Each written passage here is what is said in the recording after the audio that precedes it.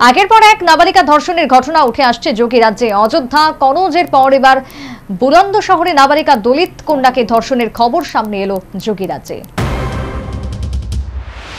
কলকাতা যখন ধর্ষণ এবং খুন কাণ্ডে উত্তাল, আরজি করের ঘটনায় অচল অবস্থা সরকারি হাসপাতালগুলিতে, তখন উত্তরপ্রদেশের বুলন্দশহরে 6 বছরের দলিত শিশুর উপর চলল বর্বর অত্যাচার। বাড়িতে ঢুকে শিশুটিকে ধর্ষণের অভিযোগ জনৈক সরকারি আধিকারিকের বিরুদ্ধে। পুলিশ জানিয়েছে 57 বছর বয়সী অভিযুক্ত গজেন্দ্র সিং বুলন্দশহরের শিকারপুর ব্লকের কৃষি উন্নয়ন আধিকারিক। তিনি নির্যাতিতা শিশুর পরিবারের পূর্ব পরিচিত। এই কারণেই আহমেদগড় থানা এলাকার ওই বাড়িতে ঢুকতে অসুবিধা হয়নি তার। এই ঘটনায় বিরাট শোরগোল শুরু হয়েছে যোগীরাজ্যে। ঘটনার তদন্তে নেমেছে উত্তরপ্রদেশের পুলিশ। চাকরি থেকে বরখাস্ত করা হয়েছে অভিযুক্ত আধিকারিককে। পাশাপাশি ওই পরিবারকে 8,25,000 টাকা ক্ষতিপূরণ দেওয়ার প্রতিশ্রুতি দিয়েছে যোগী সরকার।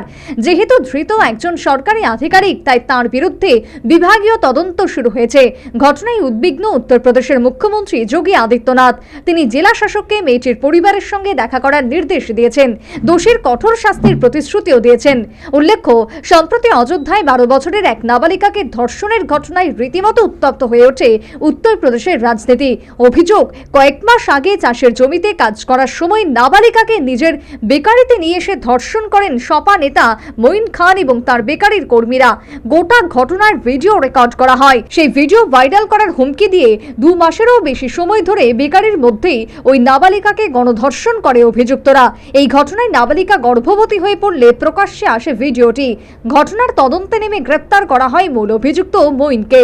অন্যদিকে এই বিতর্কের মাঝে এবার উত্তরপ্রদেশের কনৌজ জেলায় এক নাবালিকাকে ধর্ষণের অভিযোগ উঠল আর এক সপা নেতার বিরুদ্ধে।